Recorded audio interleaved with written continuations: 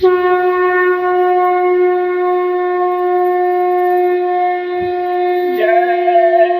गुरुदेव, जय गुरुदेव।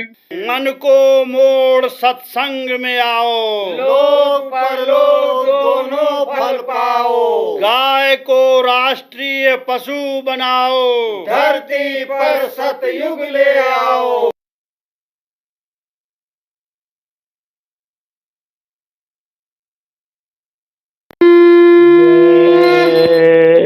गुरुदेव हमारे हित गुरुदेव जी तारे मनुष्य स्वरूप मूर्ख मन पति आय नहीं भटक फिरे भव को।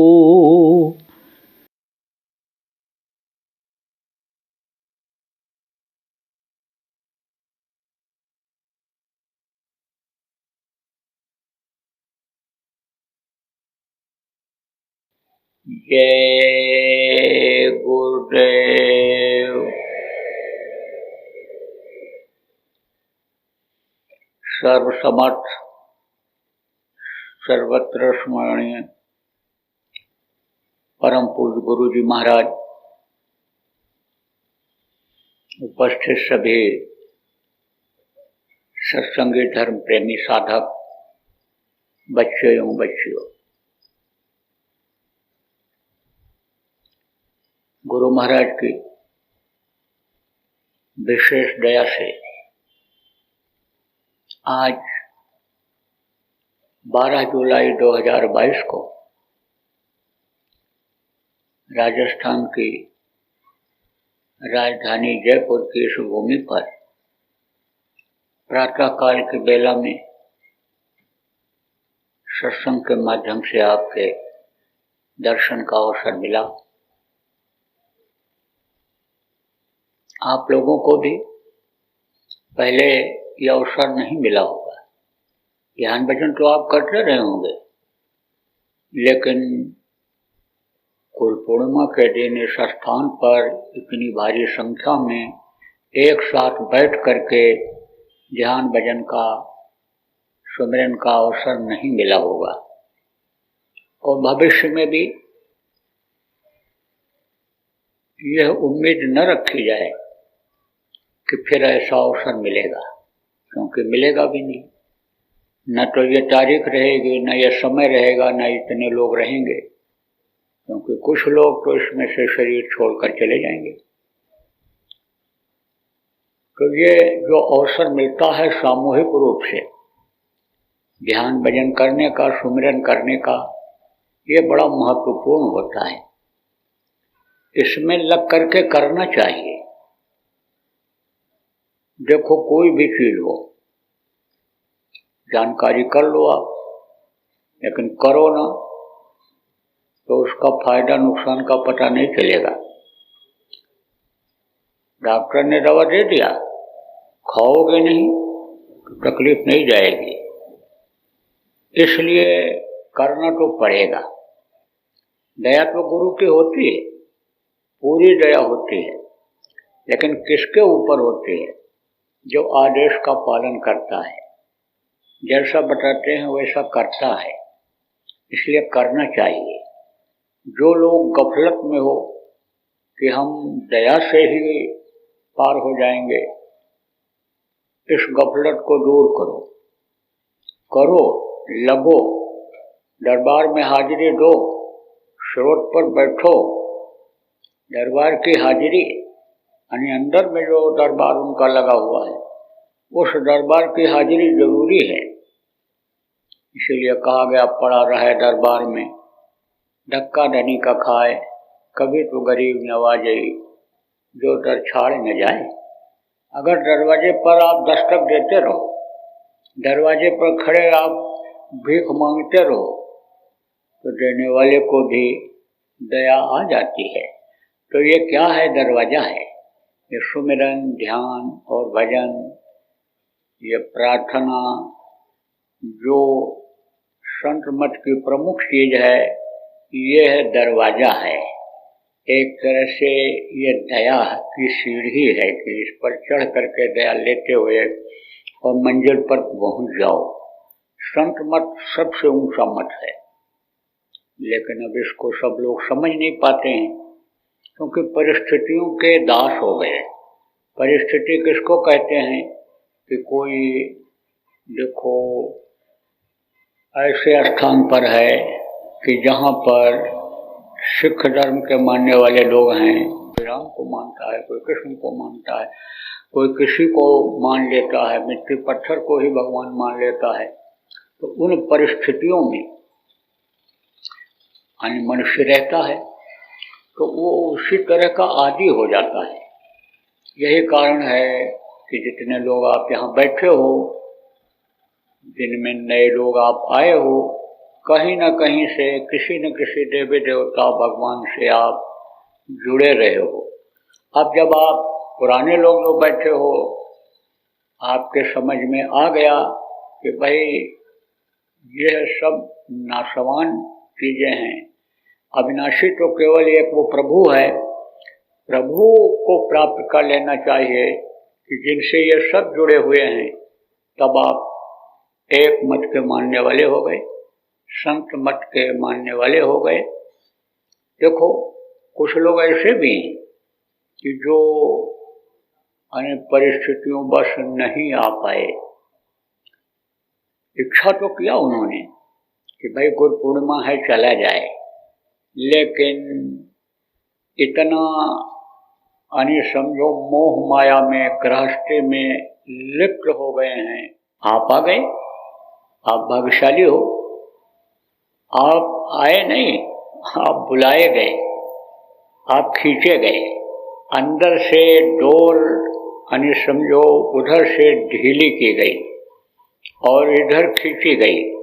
तो डोर जब खींचते हो तो उड़ता हुआ पतंग भी देखो आसमान से नीचे आ जाता है।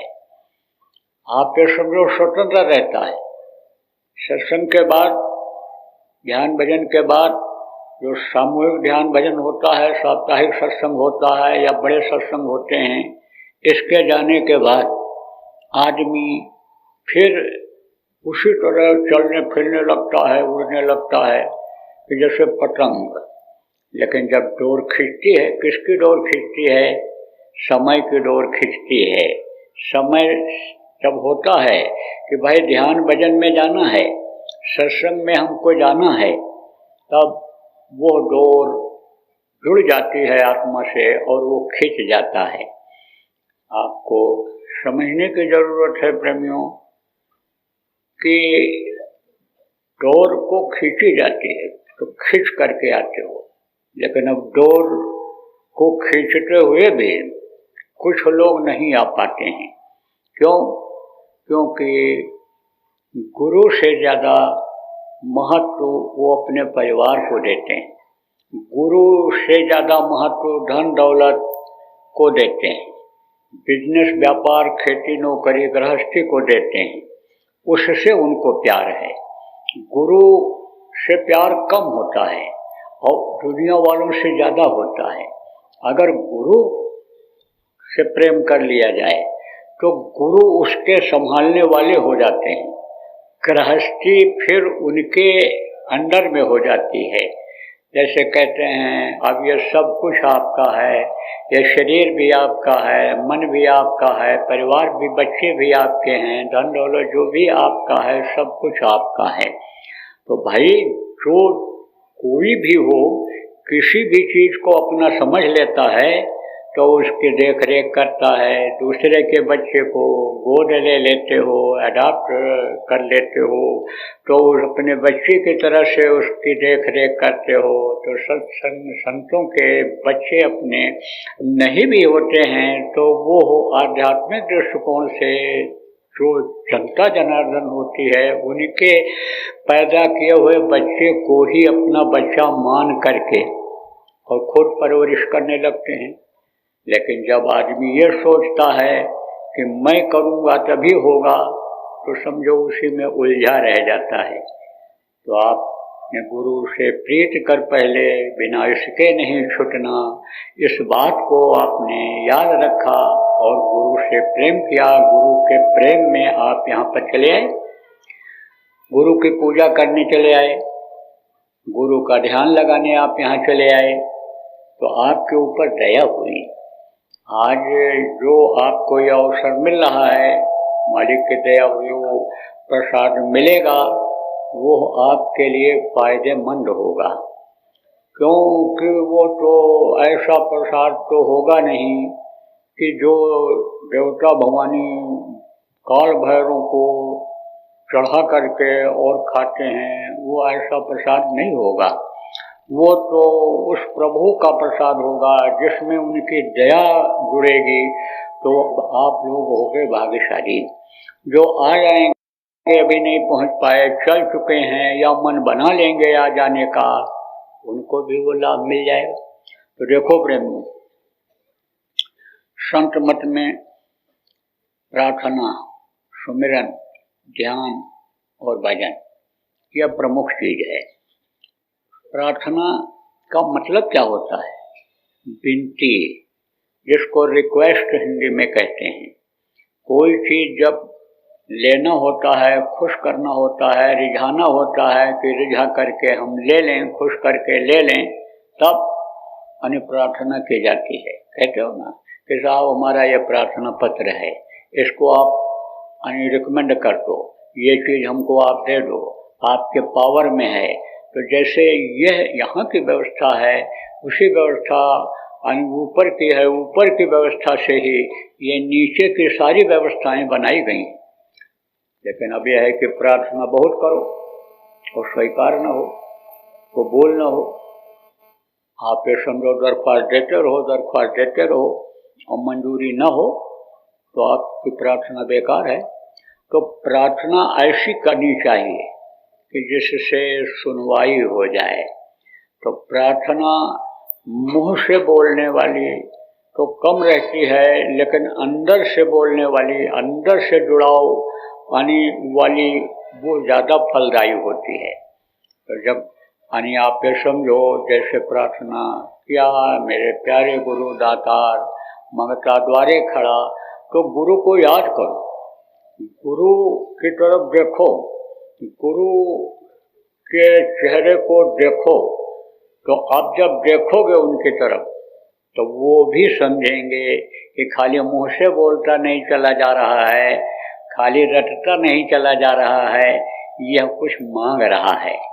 इसको देखो तो वो भी देखते हैं, आवाज को पहचानते हैं, भाव को पहचानते हैं। ये जिनकी भी प्रार्थना की जाती है वो सब लोग भाव को देखते हैं कि इसका भाव कैसा है। बस खाली देखा देखी कर रहा है, सुना सुनी बोल रहा है, या इसके भाव हैं कि इस पर दया किया जाए। तो दया जब मांगा जाए तो जिसकी भी प्रार्थना की जाए उनका ध्यान किया जाए। अब ये जरूर है कि एक साथ दो जगह ध्यान जा नहीं सकता है। तो अगर इधर दुनिया की तरफ ध्यान लगा रहेगा तो प्रार्थना बोलते बोलते रट जाती है, तो मुंह से तो निकलता जाता है, लाइन तो अपने आप आती जाती है, अपने आप मुंह से निकलती रहती है, आवाज निकलती रहती है, लेकिन ध्यान कहीं और रहता है। तो जब वो ये सोचते हैं कि इसका ध्यान कहीं और है, देख नहीं रहा है, तो अब इसको और अभ्यास करने दो। बस इसी में बोलते बोलते हनी सुनवाई नहीं होती है और जीवन का समय निकल जाता है। इसलिए जिसकी भी प्रार्थना किया जाए उसका ध्यान किया जाए। गुरु का प्रार्थना संत मत में, गुरु को याद करना संत मत में जरूरी होता है। गुरु से प्रार्थना करना, क्योंकि बिना इसके नहीं छूटना। गुरु का ध्यान कर प्यारे, बिना इसके नहीं छूटना। इसीलिए सुमिरन में देखो, शुरू में गुरु और आखिर में गुरु। गुरु समझो शुरू में मिले, किसकी पहचान कराने वाले मिले? उस प्रभु की ऊपरी लोकों का भेद बताने वाले मिले। तो गुरु समझो आखिर तक मदद करते हैं।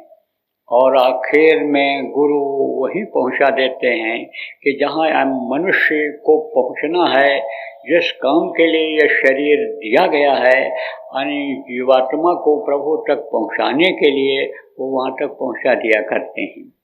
तो जब भी कहने का मतलब यह है कि जब भी प्रार्थना करो अंतर भाव से करो, अंदर से सोच के करो, और गुरु का या जिसका भी करो उसका ध्यान करके करो, तब तो प्रार्थना स्वीकार हो जाएगी।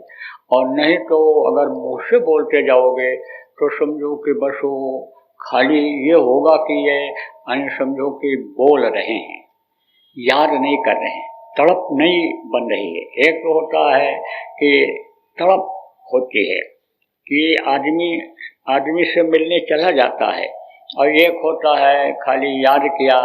तो तड़प जब जगती है तब देखो यानी समझो कि पैदा हो जाती है इच्छा कि अब हमको दर्शन इनका कर ही लेना चाहिए।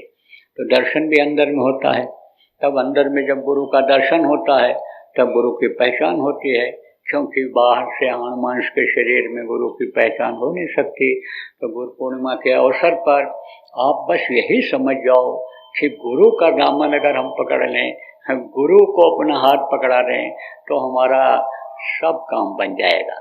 तो देखो प्रार्थना और सुमिरन, ध्यान और भजन, ये तीन चीजें हैं। तो सुमिरन किसको कहते हैं? सुमिरन कहते हैं नाम जपने को। तो जाप अलग है। जाप कहाँ से होता है? जाप यहाँ से होता है, हृदय से।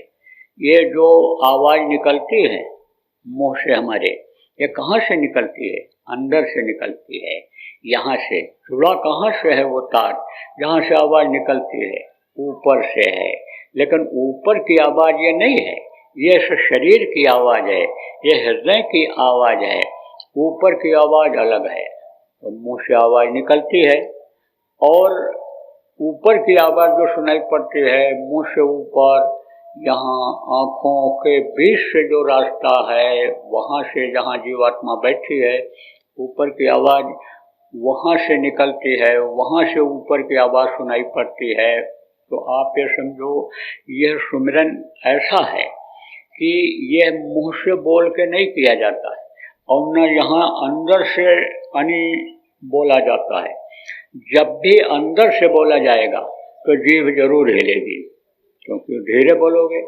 लेकिन बगैर जीभ हिले आप कुछ बोल नहीं सकते हो। धीरे बोलोगे तो भी जीभ हिलेगी, मुंह खोल के बोलोगे तो भी जीभ हिलेगी। आप ये समझो मुंह खोल दोगे तो समझ लो कि वही जैसे ये यूनिट लगी है तो यूनिट की आवाज निकलेगी। अब ये भोंपा लगा दोगे तो बहुत दूर तक आवाज जाएगी। इसमें जोड़ है। ये जो आप देख रहे हो बाहर का हिस्सा, ये अलग है, और इसमें एक छोटा सा जिसको यूनिट कहते हैं वो अलग है। लेकिन बोलता कौन है? आप ये समझो जीभ बोलती है। जीभ बोलती है, मुंह बड़ा है तो मुंह से आवाज बाहर जाती है। तो यह जो मुंह से बोला जाता है यह समझो हृदय की आवाज, यहाँ की आवाज होती है। आप ये समझो कि जो जाप होता है वो बोल बोल करके लोग जाप करते हैं, लेकिन ये जो सुमिरन है यह यहाँ से किया जाता है। कहाँ? जहाँ जीवात्मा बैठी हुई है। कहाँ बैठी है? इन्हीं दोनों आँखों के बीच में है। तो वास्तव में यहाँ पर है वो, लेकिन आप ये समझो कि आँखों के बीच जो सुराख है वहाँ से वो जीवात्मा दिखाई पड़ती है। ये जीवात्मा जो सबके अंदर बैठी हुई है, परमात्मा के अंश, आपको बहुत बार बताया गया, छोटा टुकड़ा परमात्मा का। तो वो यहाँ अंदर में, यहाँ करीब इन दोनों आँखों के बीच में जो सुराख है उससे करीब 4 अंगुल पीछे है। उसको कोई देख नहीं पाता है, उसको कोई भी डॉक्टर देख नहीं पाया। बाकी तो सब देख लेते हैं, सारे नसों को और सारी समझो कि हड्डियों को, और जो इसमें इस मनुष्य रूपी मशीन में जिसको लीवर कहते हैं, किडनी कहते हैं, जिसको हार्ट कहते हैं, इसको तो डॉक्टर देख लेते हैं। और कोई कमी आ जाती है तो उसको सुधार देते हैं, ऑपरेशन करके जोड़ देते हैं, टूट जाता है तो जोड़ देते हैं, खराब हो जाता है तो बदल देते हैं, लेकिन जीवात्मा को कोई देख नहीं पाते। कोई भी वैद्य ये कहे कि हम नाड़ी का शोधन करके और किसी की जान बचा लेंगे, बचा नहीं सकता है। नाड़ी शोधन से, शरीर के शोधन से आने समझ लो कि इसकी प्राकृतिक चिकित्सा करके रोग को तो हटा सकता है, लेकिन जीवात्मा को वापस नहीं ला सकता। जब निकल जाती है या जब समय पूरा हो जाता है तो उसको रोक नहीं सकता है। कहते हैं एक बार घुटने का ऑपरेशन करा लो तो कुछ दिन तक चलते रहोगे, कर भी देते हैं। कुछ दिन आदमी चल भी जाता है, किसी किसी का नहीं ठीक होता है, नहीं भी चल पाता है। अब यह है कि डॉक्टर को मालूम हो जाता है कि यह चल पाएगा कि नहीं चल पाएगा, लेकिन जब लोभी हो जाता है कि पैसा मिले, चल पावे ना मिल पावे, तब वो सबका कर देता है। तो कहते हैं कि घुटने का ऑपरेशन करा लोगे तो कुछ दिन तक चलते रहोगे, लेकिन आप ये समझो जीवात्मा के निकलने का समय हो गया तो उसको कोई रोक नहीं सकता है। तो जीवात्मा जो बैठी हुई है, आप ये समझो आंखों के बीच में, इससे जीवात्मा से प्रार्थना वहाँ से करते हैं, यानी समझो वहाँ से सुमिरन करते हैं।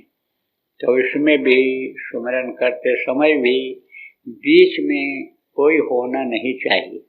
बीच में होने का मतलब क्या है? जैसे पीछे आप बैठे हो, मैं यहाँ बैठा हूँ आपके सामने, बीच में लोग हैं तो ये बीच कहलाता है। तो जो भी सोच हो, आप ये समझो जो भी आदमी सोचता है वो सब बीच की चीजें होती हैं। आप ये समझो जैसे आप सुमिरन कर रहे हो तो सुमिरन में जिनके नाम को लिया जाता है उनके रूप को याद किया जाता है। अब ध्यान से ही तो किया जाता है, ध्यान उनके रूप की तरफ, चेहरे की तरफ लगाया जाता है। अब आपका ध्यान दूसरी तरफ चला गया, बट गया, तो आप समझो कि वो ध्यान कैसे कबूल होगा, सुमिरन कैसे कबूल होगा। जिनका नाम लोगे, उनके रूप को याद करोगे तो आप ये समझो कि वो देखेंगे कि हमको कोई याद कर रहा है, और देखेंगे तो जो आप चाहोगे, जो मांगोगे, जो उनके मदद की ज़रूरत है वो आपको देंगे। लेकिन कब खुश होंगे कि जब आप उनको याद करोगे। किसी को बार बार याद करते रहो, आप ये समझो तो न भी आपसे वो प्रेम करता हो, आप किसी से प्रेम करते रहो तो उसको भी प्रेम हो जाता है। इसी तरह से सुमिरन बराबर करते रहना चाहिए। सुमिरन करने से, याद करने से क्या होता है, बीच में जो गंदगी आती है उसकी भी सफाई होती रहती है। बच्चियों देखो, झाड़ू लगाती हो घर में, और झाड़ू न लगाओ तो कूड़ा इकट्ठा हो जाएगा, गंदगी इकट्ठा हो जाएगी, बदबू आने लगेगी। ऐसे ही कुछ काम ऐसे होते हैं मनुष्य के जीवन में कि जो जान करके करता है, कुछ अनजान में हो जाते हैं। तो जो अनजान में कर्म हो जाते हैं उससे सुमिरन करने से, ध्यान करने से, भजन करने से सफाई हो जाती है।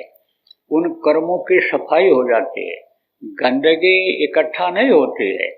एक बार तो कोई बर्तन को कोई भी रगड़ करके साफ कर दे, कितना भी गंदा हो, लेकिन उस बर्तन को कोई भी रगड़ करके साफ कर दे, ताकत लगा करके, लेकिन अगर रोज रोज उसको धोते न रहो तो फिर वो गंदा हो जाएगा।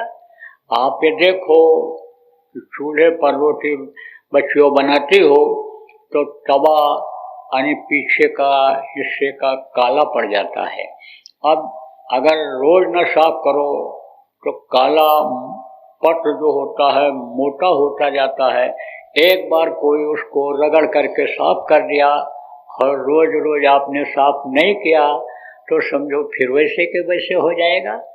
इसी तरह से एक बार अंतरात्मा की सफाई यानी सद्गुरु कर भी देते हैं नामदान देते समय, और अगर आपने उसको संभाला नहीं, सफाई नहीं किया, गंदा हुआ, बार बार साफ नहीं करते रहे तो फिर वैसी ही गंदगी हो जाएगी।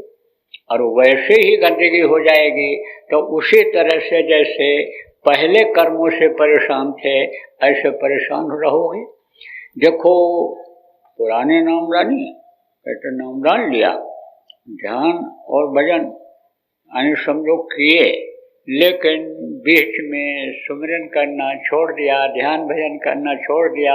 अब जब वो पर्दा मोटा हुआ कर्मों का, तो दुनियादार जैसे हैं उनसे भी खराब हालत में आ गए। वो खान पान गड़बड़ हुआ, चरित्र गड़बड़ हो गया, तो समझो परेशानी तो झेलनी है ही। तो जान करके जो गलती किया उसको तो सजा मिलनी ही मिलनी है। मैंने तो बहुत लोगों को अपनी आंखों से देखा कि समझो कि कर्म तो करते चले गए, धन तो आता चला गया, प्रतिष्ठा इज्जत तो बढ़ती चली गई, लेकिन वो कब बढ़ी कि गुरु की दया से बढ़ी। जो गुरु के पास रह करके उन्होंने सीखा, गुरु के पास रहकर जो त्याग किया, गुरु के बताए रास्ते पर चले, उसका जो फल रहा वो जब तक अच्छा फल रहा तब तक ये सब बढ़ता गया। एक गाड़ी है तो 4 गाड़ी खरीद लो, दुकान है 4 दुकान खोल लो, फैक्ट्री लगा लो, जमीन खरीद लो, सम्मान इलेक्शन लड़के जीत जाओ, 4 पोस्ट पर हो जाओ, ये सब तो होता रहा। लेकिन अब इन चीज़ों में क्या होता है आजकल, कर्म तो खराब बनते ही बनते हैं। तो खराब कर्म आए तो उठना बैठना चलना फिरना मुश्किल। आप ये समझो उन्हीं बच्चों के लिए दिन रात दौड़ते रहते थे, झूठ बोलते थे, बेईमानी करते थे, चोरी चकारी करते थे, हर तरह का लूट घसोट करते थे। वही बच्चे अब पानी नहीं पूछते हैं, पानी नहीं पूछते, क्योंकि बच्चों का संस्कार वैसा बन गया। कैसा बन गया? जैसा व्यवहार यानी इनका बन गया ऐसे उनका भी बन गया। वो भी देख लिए पिताजी स्वार्थी हो गए तो हमको भी स्वार्थ ही सीखना चाहिए। जिस तरह से पिताजी कमाई कर रहे हैं उसी तरह हमको भी कमाई करनी चाहिए। तो जो चोरी की आदत में आ जाता है, घर में ही चोरी करने लगता है। देखो व्यभिचारी को यह पहचान नहीं हो पाती है कि मेरे परिवार के लोग हैं, मेरे बुआ है, मेरी चाची है, कुछ नहीं। उसको तो काम का नशा जब सवार होता है तब उसकी इच्छा की पूर्ति होनी ही होनी चाहिए। तो कहने का मतलब यह है कि प्रेमियों, रोज सफाई अगर नहीं करोगे अंतरात्मा की, बर्तन को रोज नहीं साफ करोगे तो एक दिन ऐसा हो जाएगा बर्तन कि आप समझो कि जैसे खाना बनाने वाला बर्तन होता है, खाना बनाने के लायक नहीं रह जाएगा। और बनाओगे अगर उसमें तो वो जहरीला हो जाएगा, वही नुकसानदेह हो जाएगा। इसलिए बराबर सुमिरन करना चाहिए, बराबर जिसके नाम को लिया जाए, उनके रूप को याद किया जाए। देखो संक्षेप में बता रहा हूँ आपको, क्योंकि आपको और भी बातें बतानी है। ध्यान किसको कहते हैं? ध्यान कहते हैं यानी पूरे शरीर की शक्ति को खींच करके एक जगह पर ला करके देखने का नाम ध्यान कहलाता है। मोटी भाषा में तो देखने का नाम ध्यान बताया जाता है, लेकिन संत मत के हिसाब से पूरी शक्ति को खींचना ध्यान होता है। कौन सी शक्ति? जीवात्मा की शक्ति। जीवात्मा कहाँ बैठी है? इन्हीं दोनों आँखों के बीच में बैठी हुई, यहाँ पर। यही पूरे शरीर को चलाती है। इसमें 72,000 नाड़ियाँ हैं, और आप समझो पिंगला पिंगला सुषुम्ना ये प्रमुख हैं, और इससे और जुड़ी हुई नाड़ियाँ हैं। ये शरीर को चलाती हैं, प्राण शरीर को चलाते हैं। आप ये समझो ये चलाने वाले हैं। ये चक्र होते हैं, यह भी उसी के प्रभाव से, जीवात्मा के प्रभाव से ही जो शब्द रूपी शब्द से उतारी गई, समझो ये पिंड में बैठी हुई है, 5 तत्वों के शरीर में, पिंडी शरीर में बैठी हुई है। यही इस पिंड को चलाती है। पिंड किसको कहते हैं?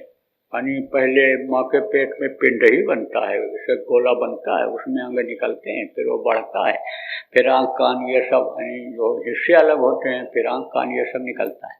तो इस पिंडी शरीर में जो जीवात्मा बैठी हुई है वही इस शरीर को चलाती है तो यहाँ पर, लेकिन उसका संबंध कहाँ है?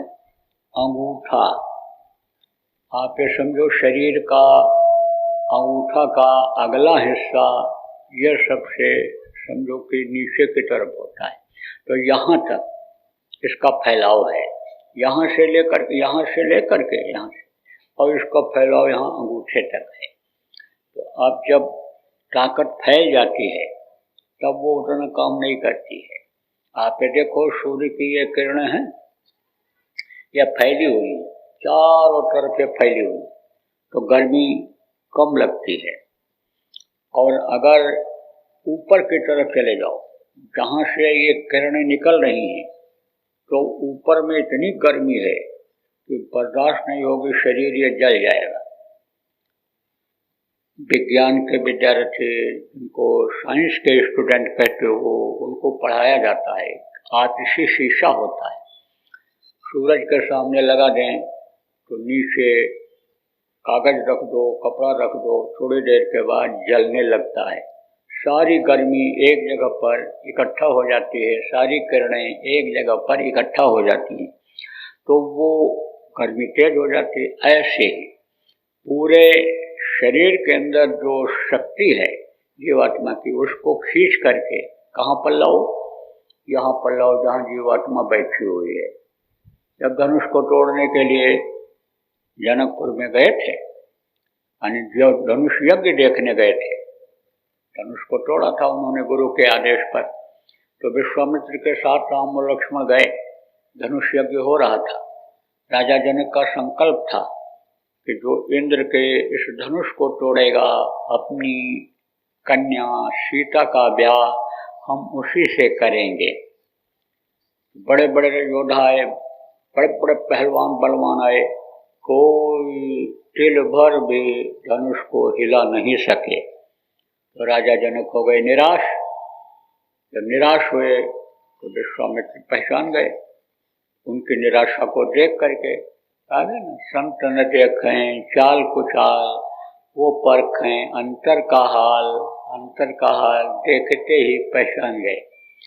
तो बोले कि राजन को तो इस बच्चे से कहूँ मैं धनुष को तोड़ने के लिए।